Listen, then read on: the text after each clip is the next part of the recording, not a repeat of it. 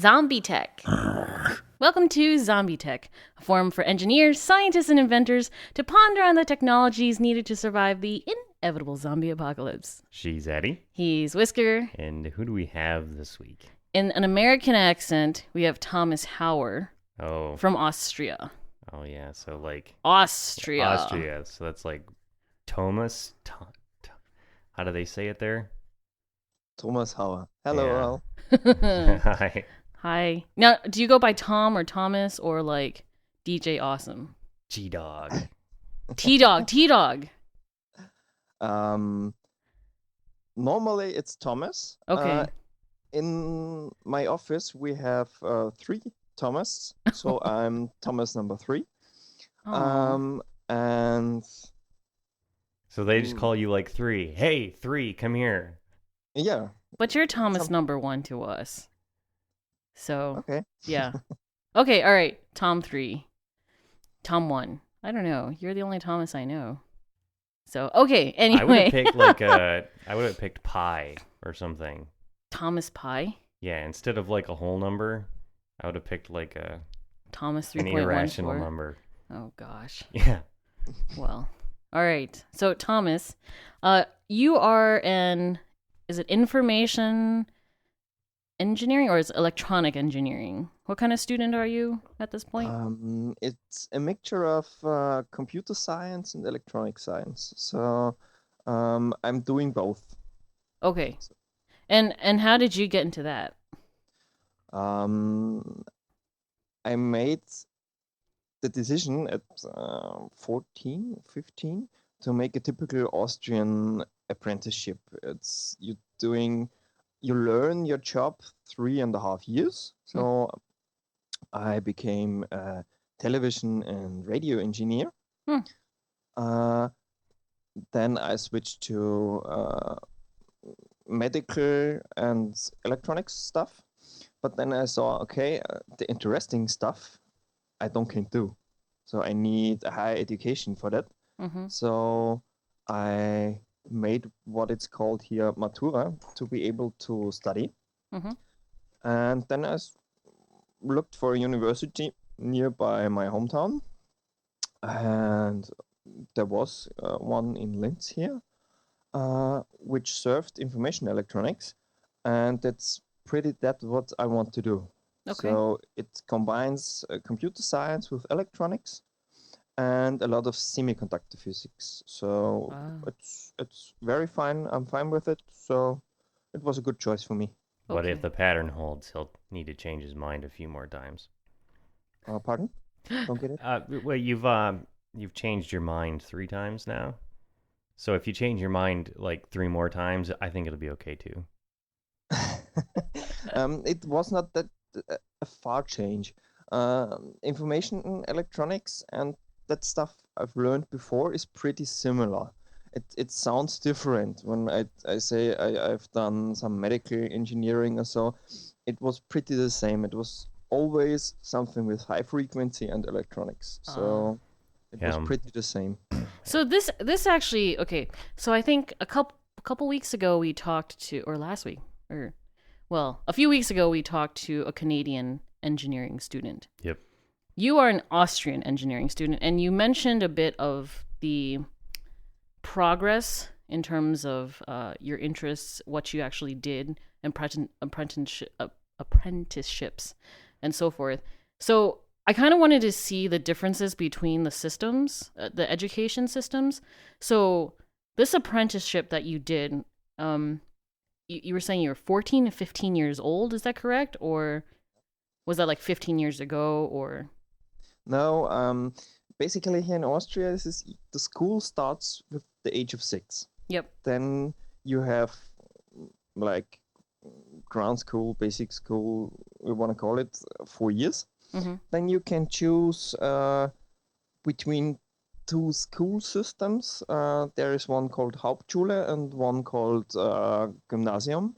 That is between the age of 10 and 14. Okay. And what are the difference between those?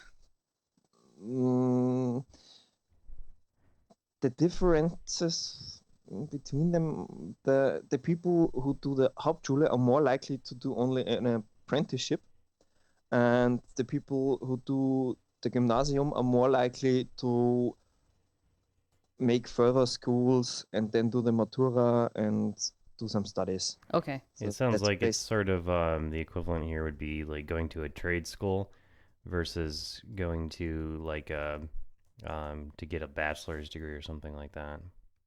Okay. So then which one did you end up going? The Hauptschule? Hauptschule. Okay. And then And okay, sorry, go ahead. then I choose the apprenticeship. It's very common here. I don't know if it's common in the US. Mm-hmm. It's like a, a dual education way. You work in a company, and every year you have to spend about 8 or 10 weeks at school, where you learn the basic things you need for your work. And this is you're Uh, 10 to 14 years old at this point. At that point, you are 15. Oh, That's 15. 15 I see. to 3.5 years later, so you're 18. Oh, okay. So, okay. All right. I see. So here, when you're 15, you work in a fast food restaurant to get enough money to buy your acne medication, so that you can have a hot girlfriend. Yeah. Right. And in Austria, you learn how to do something. Yeah. I see. Okay. So then at 15, you did this apprenticeship. And what kind of company did you work for? My dad has his own radio and television company where Cool. he sold these things and maintenance and repaired it. So I worked there. Okay. It was a nice way to work, but hard because your father always wants you to do more than others. You have to be better than others. Sure. That's very true. I worked Sure. with my dad when I was young too, and that is very true. You work much harder when you work for your dad. Cool. So then you did 3.5 years of that. Yeah, then was military service Oh, that okay. everyone has to do here in Austria. As every male person has to do here in Austria. Okay. All right. And then I switched to electronics and medical. So I worked in SMD manufacturing and maintenancing. Then I worked with GE later. Mm-hmm. And there I've seen, okay, the funny jobs are that one in the research and development departments. But with an apprenticeship, you can do that. You are able to repair or maintenance their stuff, Mm-hmm. but to develop something, you need further education. So I started to make an evening school to get the Matura. Okay. That's basically the thing you need to have to study. So Very that's different. is that like I know in a lot of countries like in Taiwan for instance they have high school examinations that determine what college you go into based on your scores. So like and also programs too. So like if your scores are super high then you can go into the medical profession or the medical track. Is that somewhat similar to what the Matura is? Is that like the exam that No, the Matura allows you to study everything. When you have the Matura here, you can do different Maturas. You can do Maturas in economics, in when you do the Gymnasium Matura, it's like a Matura overall. It's like you do math, you can do arts or something, you can do everything. okay. Then you can do a technical Matura, and then when you decide to study, you can choose everything. When you have made a technical Matura, maybe in mechanic engineering, Mm-hmm. you can also do some medical stuff or economic stuff or something. So you're totally free in your decision what you want to study.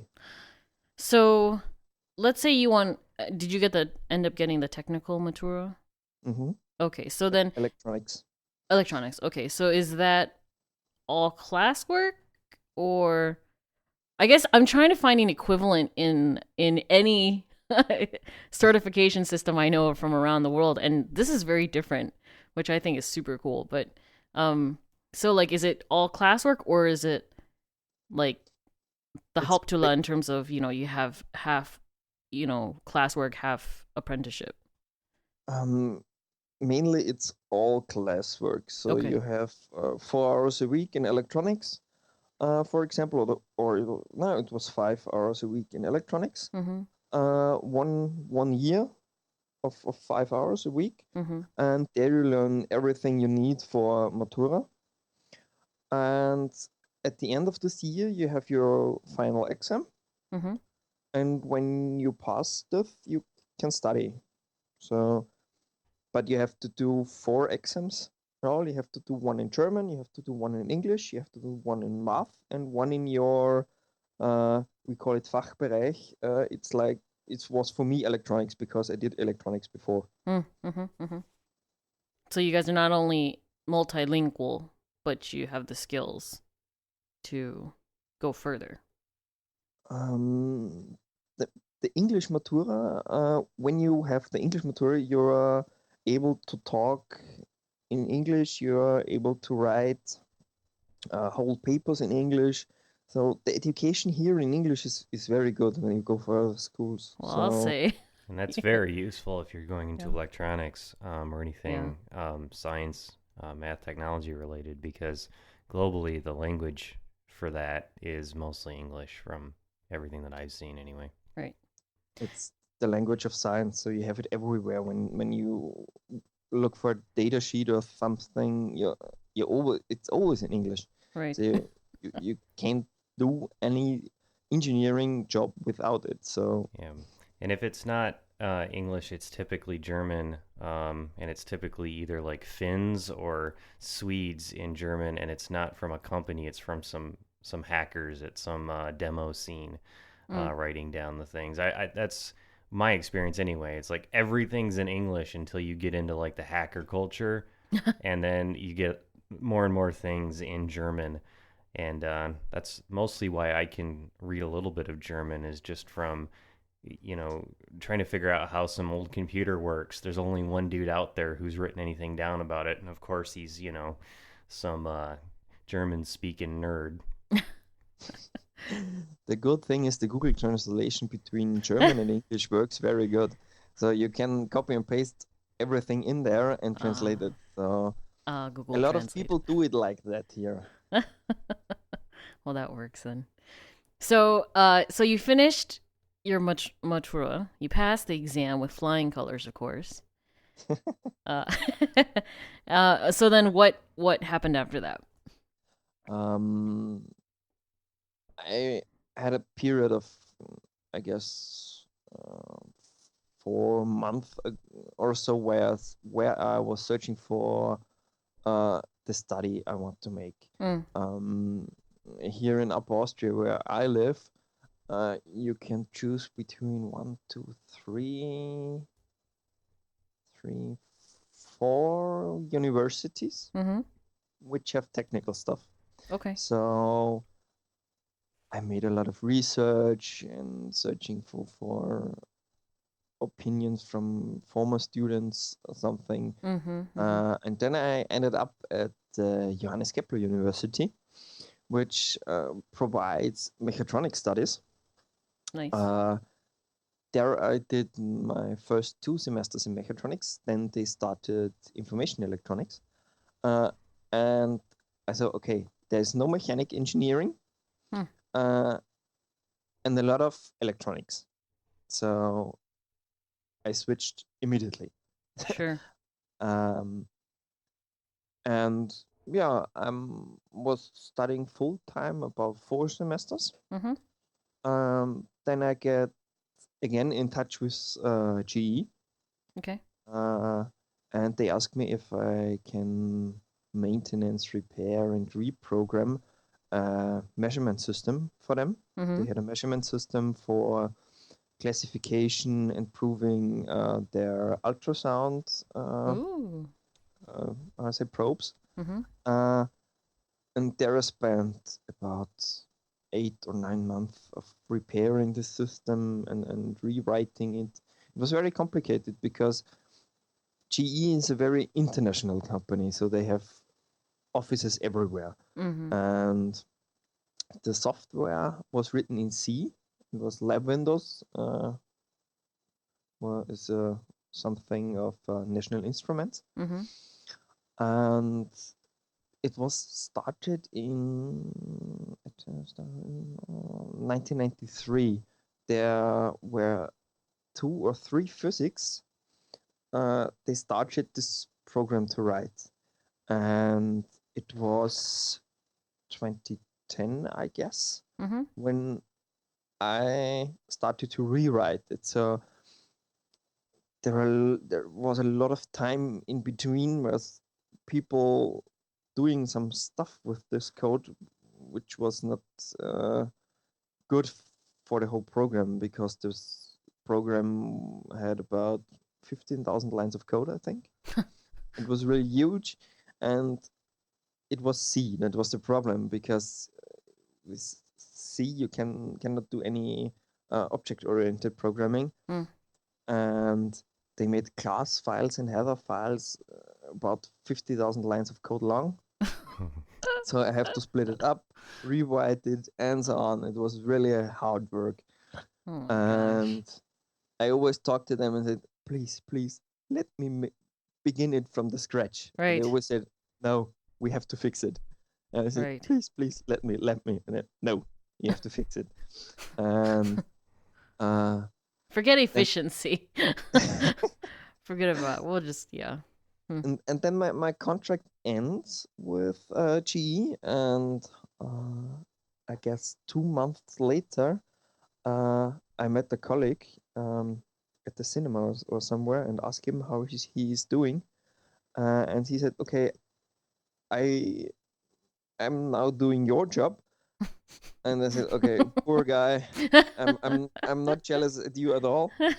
And he said, "But it has an advantage. Advantage. What? See, I can start it from the scratch." And I said, "Okay, lucky guy. You can do it all from the beginning." So In C++ too, right? no C. Still C. Oh Still gosh. C. In Lab Windows, you have to program in C. They don't have changed it till now, I guess. So Well, at least you didn't have to do it. Although you did ask for it, but so then now the first time you worked for GE, you did a lot of repair and maintenance and things like that. Mhm. And this time, the second time, you did maintenance, repair, and then reprogramming. Did you ever get to help develop? I mean, or is that where the reprogramming comes into? Is that considered development?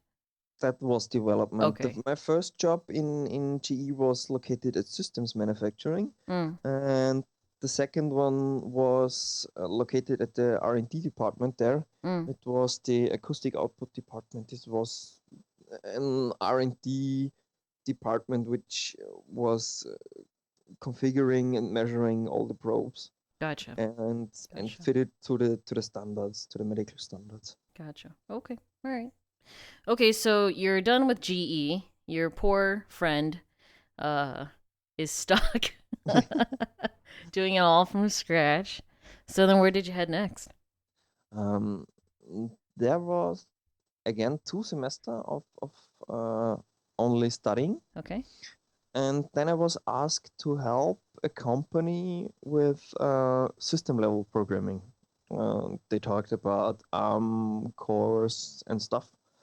It was basically only software development, because they told me they have some projects where they get the PCBs done, but Mm-hmm. they have no one to get the microcontrollers running or something. Mm-hmm. So I said, okay, sounds cool. Let's do it. Sure. But I ended up as developer for web applications, Oh, that's which was different. and boring. Yeah, I believe it. I was programming a GPS locating software in, what is this called? Microsoft's, not ASP.NET. Ugh. Uh, No, uh, stop. it was horrible. And Don't even need to talk about it. I understand. Just pretend like it was a bad dream. it was not funny at all because they said, okay, here's the code, fix it, and it was a mess again. Okay, and it was a little bit different situation there in the company. It was a small company, and at some point they realized, okay, nobody is selling our product. Okay, that's not good.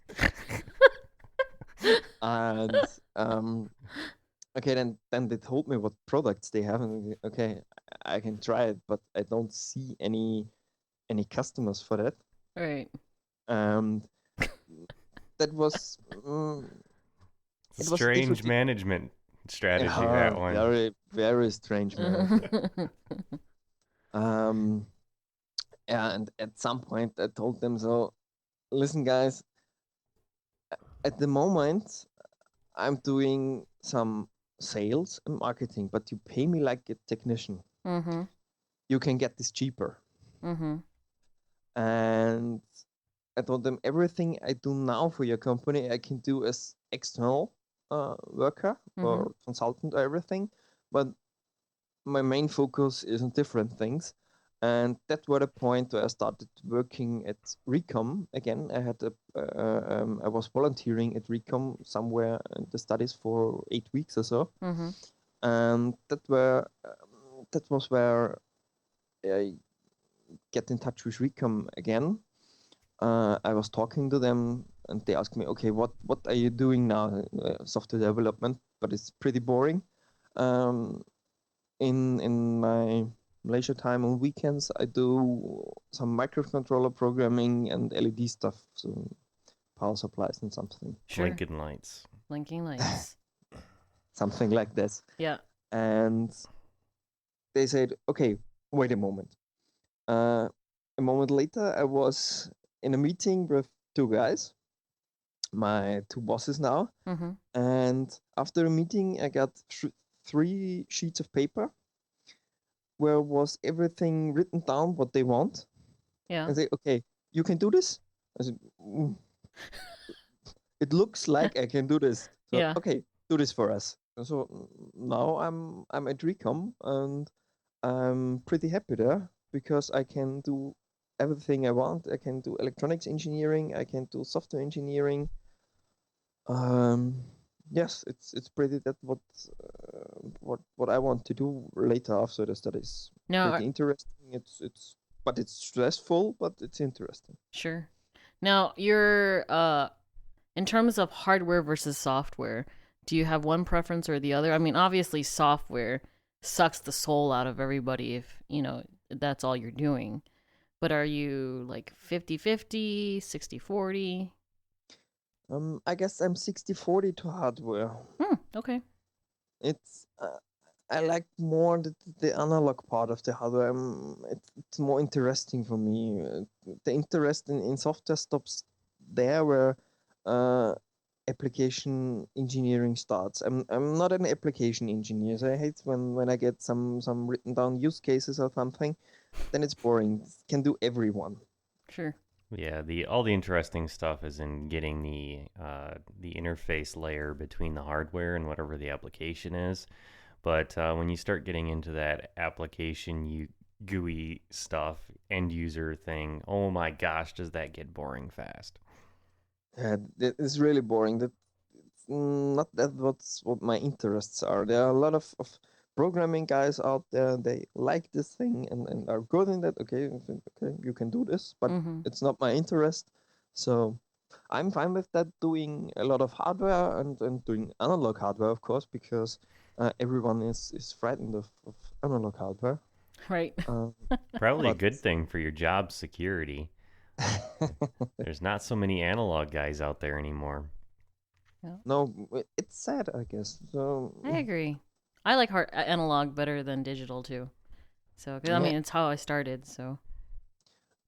the start in analog hardware is always very tricky. You always learn it the bloody way. So it, it was the same for me. That I can remember the first analog circuit I made in my apprenticeship.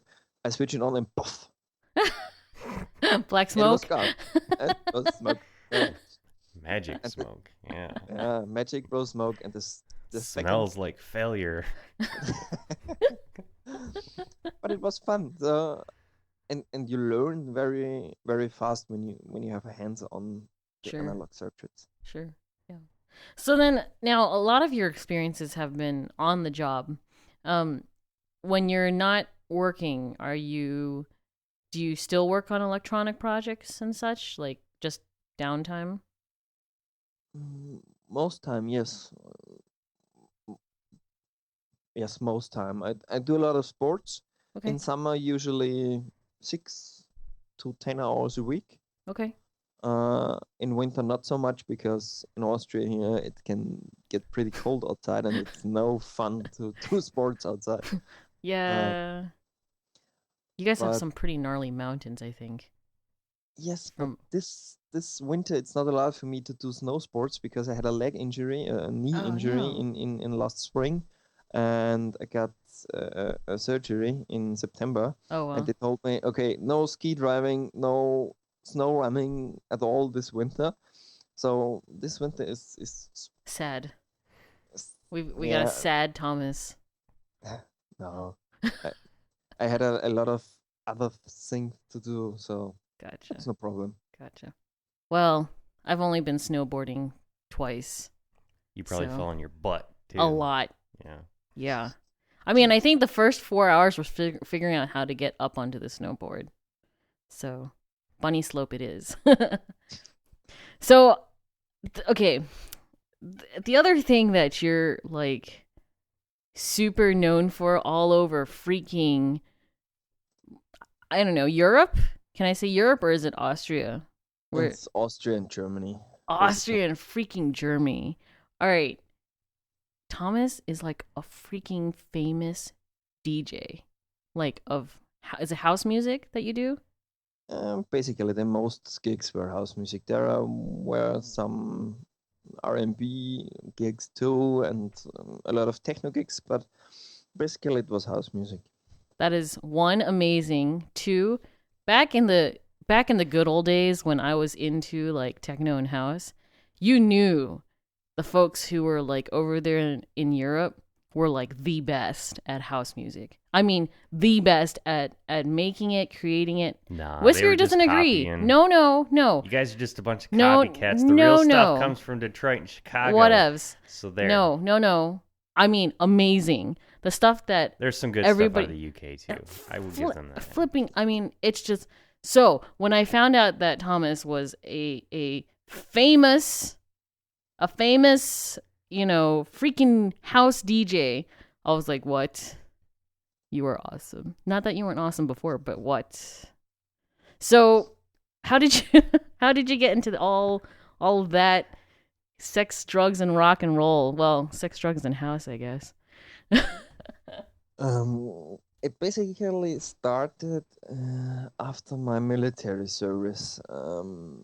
A friend of mine, a really good friend of mine, was working for Universal Music, and he had taken me to several gigs of other DJs and something. And at some point, I was thinking, so this is no rocket science. I can do this too. Yeah. So I started, and I was pretty successful with it. So, And okay. what gear did you end up starting with? Like, are we talking just? I mean, I don't even really know what you need. Like a Two turntables and a mixer, basically. Yes, it was my first mixer was a Behringer mixer. This is a German company. Yep. At the moment, they I love how they say designed in Germany and then made for as cheaply as possible in China. They don't actually have that label on it. It's basically you have to say Behringer is copied in Germany now, because at the moment their work consists of copying Pioneer. So Oh. uh, Ouch. So it's not even designed in Burn. Germany. It's copied from other things in Germany and then produced for as cheap as possible in China. yes. Yeah. Oh, that's Um, unfortunate. We've got a few pieces of their gear sitting around here, and most of it is absolutely terrible, and it breaks constantly. All the potentiometers in it go bad within like a few months. It's terrible. Yeah. yeah, that was the reason where I very fast bought my two-channel Technics mixer. Yeah, when you're mixing between two records, you've got that cross slider that allows you to set the mix between the two of them in the center. And if that thing has scratchy, dirty, nasty on it, and it's just a linear potentiometer, and every single Behringer product that I have, the potentiometers go out really fast. So I'm sure you probably had problems. I sorted out before because I I saw the problems coming and thought, okay, before the first time I get angry about it, I replace it. So Nice. Nice. So what did I you bought switch to? I bought the Technics Mixer. Oh yeah, It's the I have standard. to look SHEX the 1200. It's a competition mixer Hmm. from all this R&B and hip hop mixery contests. Mm-hmm. It's pretty robust. I bought it 10 years ago. Wow. All components still work except one potentiometer that And that's because he spilled absinthe in it. He will neither. no. My equipment is pretty clean. I never lend it to anyone. So the my CD players and my turntables never seen a club from inside. So because I know how they handle these things. Yeah. They don't care about the technique and the stuff. There's no They- respect. No, absolutely no. Yeah. So then, did you get your gigs by word of mouth, by demos, by friends, both. or? I used all available channels. Mm. My first gig was pretty frightening, I guess, because I had to do warm up for a friend, Mm. and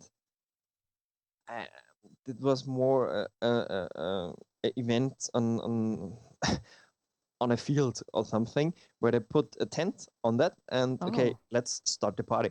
Oh my gosh. And I didn't know anything about this event, so I ended up playing in front of 3,000 people. For your first event? My first event. Oh my So gosh. I was standing there and thinking, oh, what the fuck? Oh boy.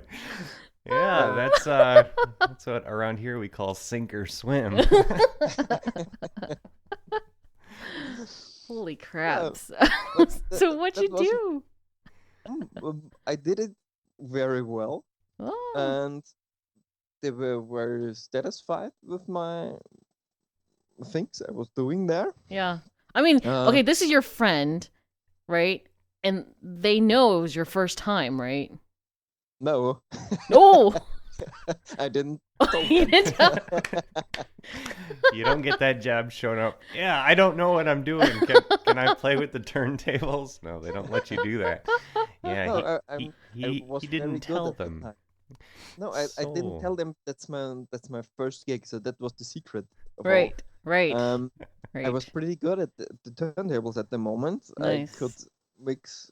I was able to mix with 4 channels in parallel and things. It was a very how do I say? I love to do technical things in mixing, running with 3 channels in parallel, matching the 4th one, and give it away. So I was pretty good. But when you're standing in front of 3,000 people, you forget everything. So, Oh, look, there's a button. It's red. Do I push it? you're you you have to only have to deal with the nervosity. Mm.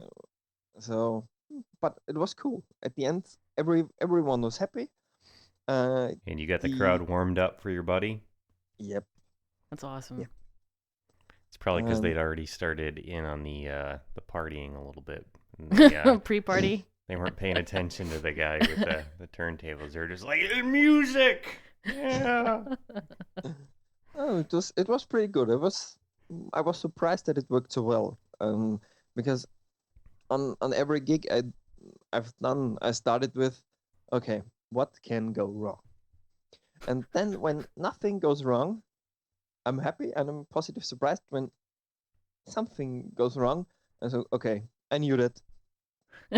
So I expected it. Well, so 3,000 people for your first gig. My goodness.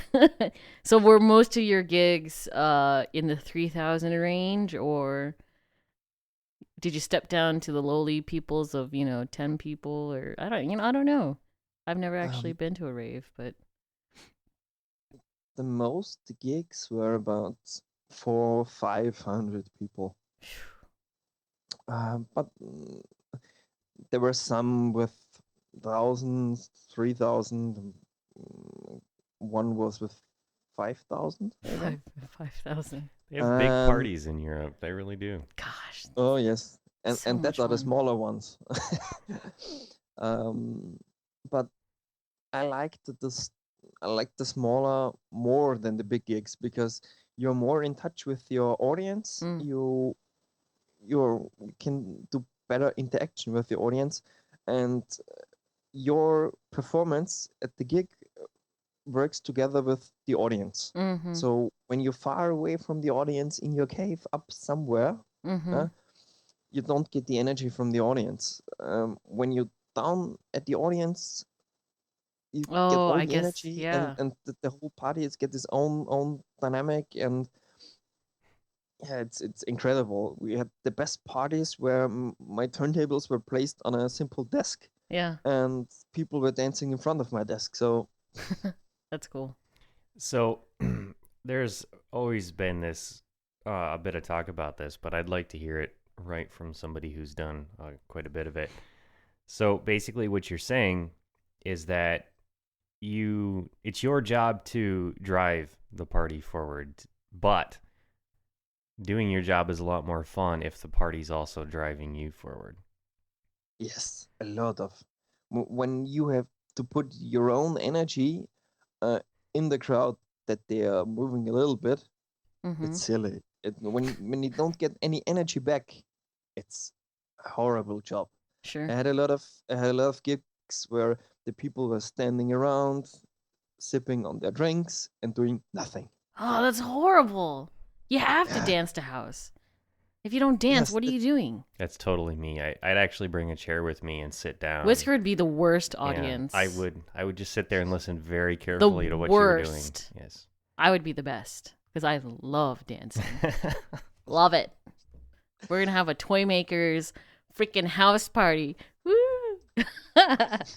I'm excited. No, So, the fun gigs were always that one where the crowd was really crazy. So I had a gig in Bavaria in Germany yeah. where we used a boat for partying. It was a huge boat where we had Cool. 2 floors. I played on the upper floor, and it was basically. It turned out later that was a party only for gay people. I didn't know it from the start.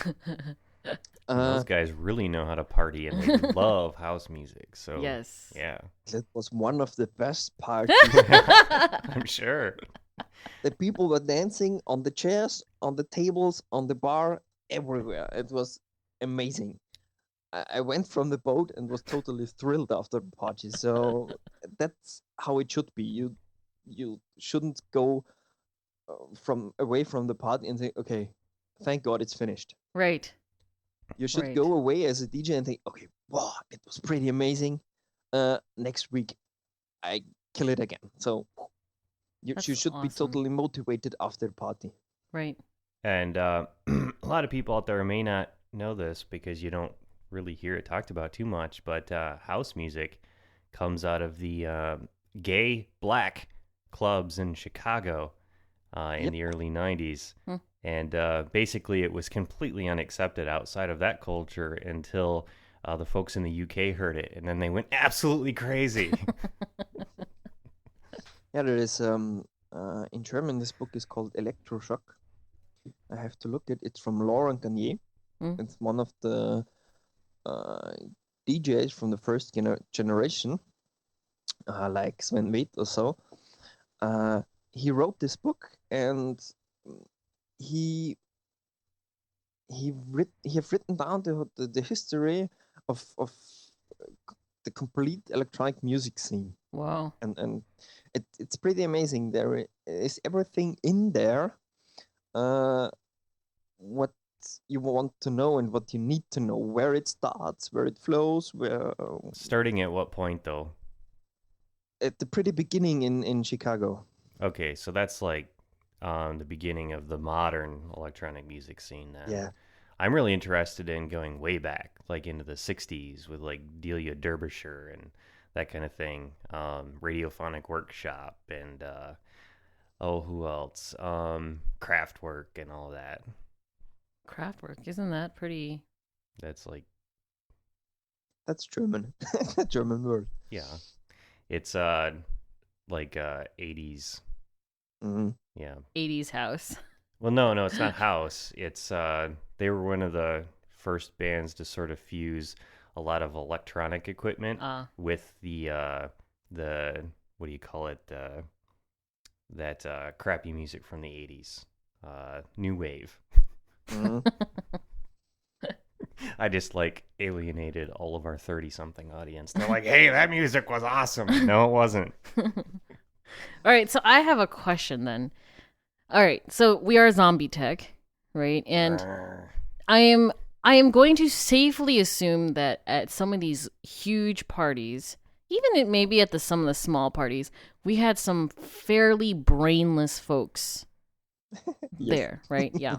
So, zombies. I mean, don't get me wrong. I love dancing, so I'm fairly brainless when I'm dancing. But zombies, brains, yeah. Is it only So, when you dance? What? hey, Oh. back up off this. So, do you think that you would be able to get a crowd of zombies dancing and feeding the energy of the party? I'm not sure. I would say let's give it a try. And test it. Because we're going to have the zombie truck, right? And we'll have a spot there for your turntables. No worries. We've always planned on having a PA system on Always. the zombie truck, yeah. Crappy bullhorn speakers, you know. You need that really terrible sound. Right. I mean, but we need subwoofers to get the bass really just going. Well, yeah, if we're gonna throw the DJ in the back there. Yes. I think we should Now, I've seen a couple of zombie movies where bands would play and it hypnotizes the zombies and they all just sit there swaying back and forth instead of eating people. So yes, so maybe your house music could be used to just get them into a dancing frenzy. What do you think? I think we should try it. I think there. So yeah, somebody needs to create zombies. We'll have an inevitable zombie dance party. So we can get the DJ here back into the scene because it sounds like he's doing like grown-up nerd work instead of parties. Right. Now, so do you do any more DJing now? Is it like a super underground? Very, very rare. So last year I've done 2 parties, I guess. Mm-hmm. But all parties I choose very well at the moment because I'm well known for high quality DJing. So when I do not know the crowd and I have to do a party at a location that I do not know, Mm-hmm. and I do 2 parties a year, these parties have to rock. Right. So I proved this very well. The last 2 parties were really amazing. A girl on each arm, girls in the back room, No, free no. drinks. Don't tell his Yes. wife. All right, sorry. I mean, wife on the arm, wife moving to the other arm. Got it. Okay. No, that's Kids in a playpen behind the DJ booth. Yeah. no. I was never really into this girls thing during DJing because you have to focus on DJing. Girls, When- back up off. I'm I'm busy here. I'm- I don't have time for you. I always wanted to have a T-shirt like Carl Cox had it when I was at Ibiza in 2004. Wow. And there was standing on his T-shirt, "Fuck off, I'm mixing." And I was pretty the same. So when some girl is coming, so please, something. No, Sign my boob. Go away. yeah, go away. I have no time. I'm mixing. Wow. So like you're like totally professional. That probably Man. just made the girls even want it more. They're like, Tom's so dreamy. All right, so let's say 2 parties a year. What are your requirements for those parties before you'll accept them? I have to know the party makers. Okay. Because I want to know what they do in advance of the party. So I want to know the merchandising, the advertisement of it. Hmm. And the second thing is the equipment there. Mhm. I mostly play on Pioneer equipment because it's very robust, it's simple, and they work at 100%. So Mhm.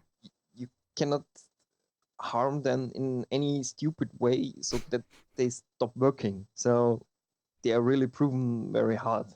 Okay. And I always want 4 CD players instead of 2. Hmm. First to have a backup if really something happens, and then most time at some point of the party, I start experimenting with having a loop at the first CD player, a loop at the second CD player, and something with the other 2. So I'm always experimenting something to entertain the crowd more than others do. Sure. So that's basically all that I want in advance, to have proper That's- marketing and advertising for the event, and proper equipment to serve the quality I want to serve.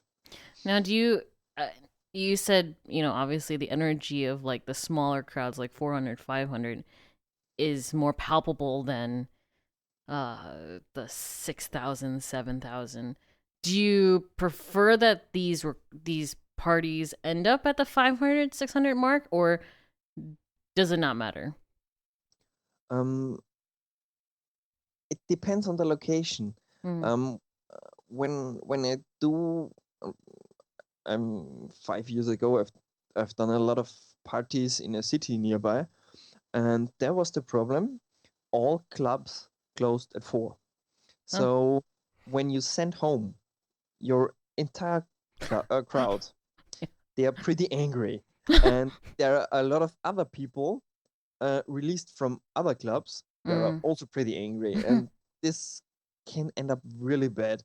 So you can steer the crowd very well with your music. So I tried to send home the crowd from 2 to 4. Mm-hmm. So it sounds a little bit complicated, but it's very simple. At 2 o'clock, I started playing some rubbish tracks only once a half an hour, and then I increased it. So the people said, "Okay, he's playing rubbish. Go home." Right. Nice. And at 4 o'clock, there was the location where I was playing was about 200 or 250 people. At the end, there were 20 in there at 4 o'clock. Mm-hmm. And when you send the 20 home, nothing happens. So Sure. you're pretty safe. In another location, we've made a party that's 700 people. Mm. And at 4 o'clock, there were 400 still in there. So, but we said, okay, let's do the party till 6. So the event manager said, no, we can't do it till 6 because it's only allowed till 4. Right.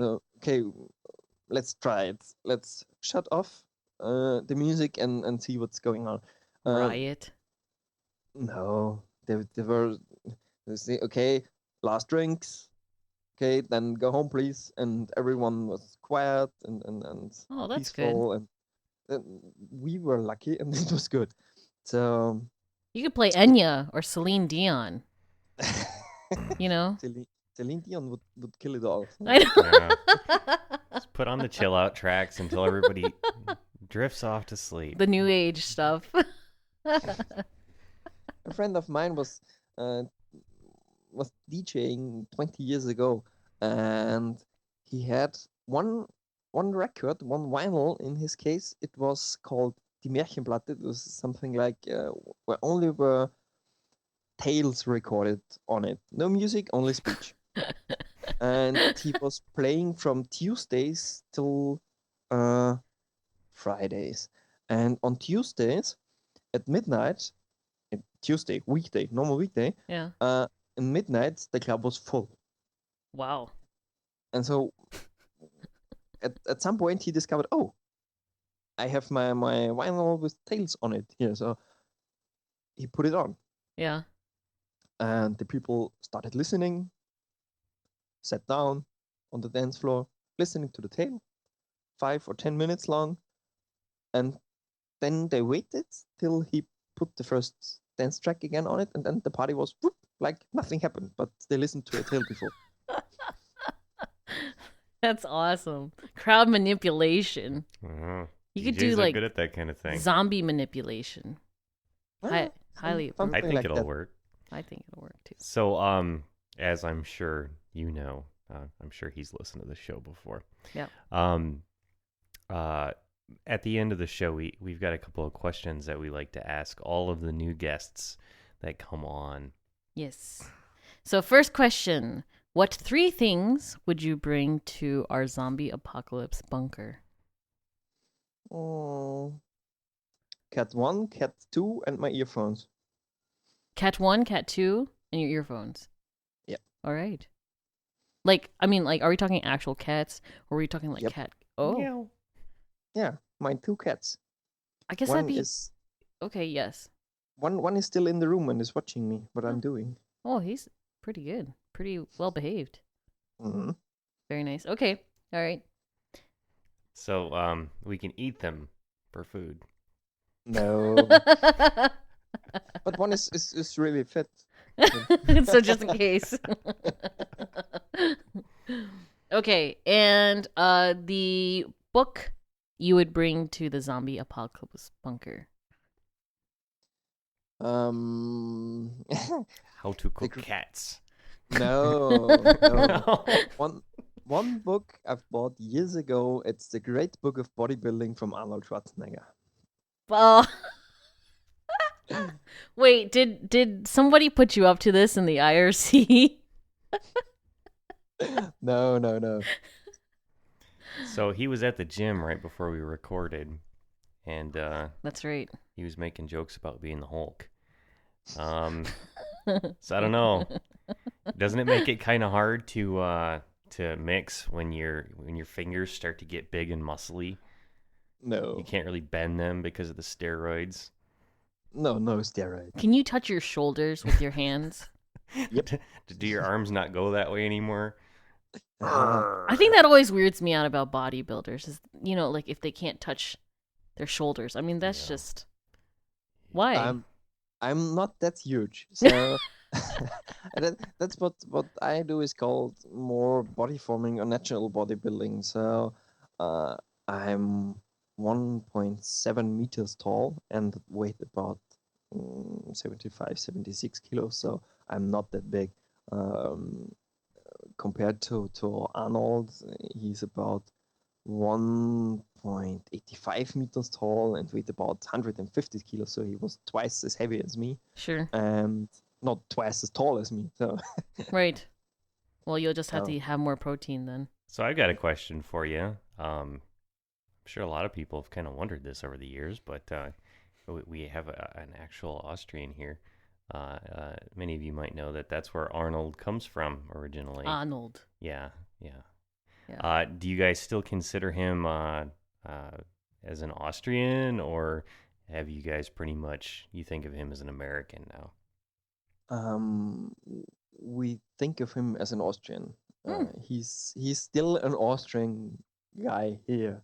So there's a stadium named after him. So Oh.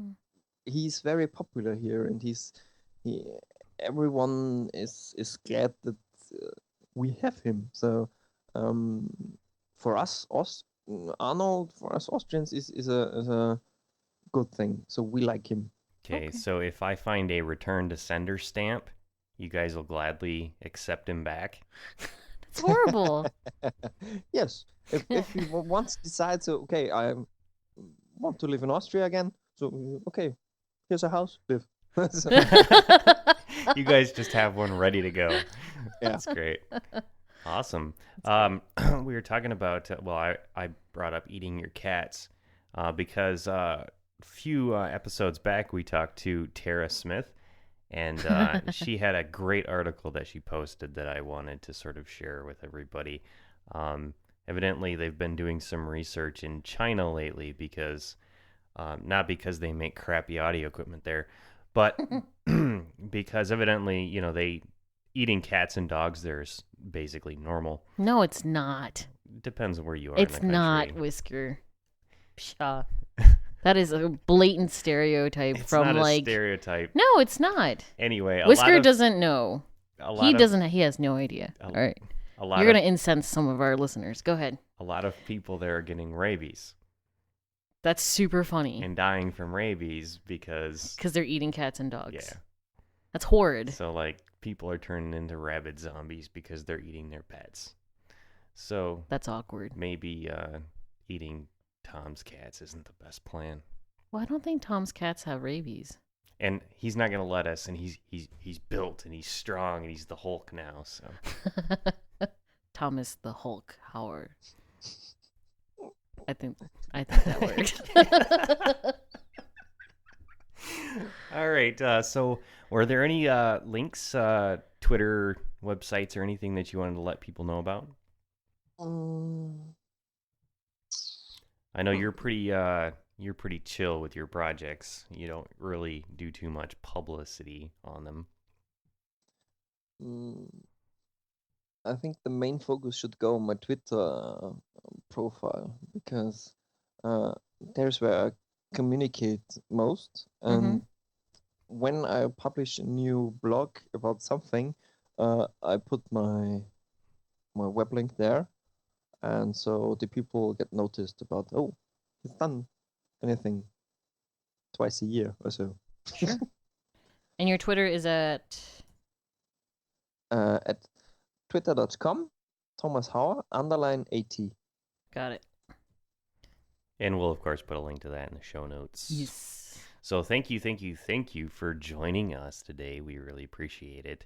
And I'm sure all the listeners out there got a kick about hearing from... Freaking DJ Hulk. Yeah, that's a pretty nice treat. Pretty because awesome. he was doing the DJ thing when that whole music scene was really at its hot pinnacle, and got to.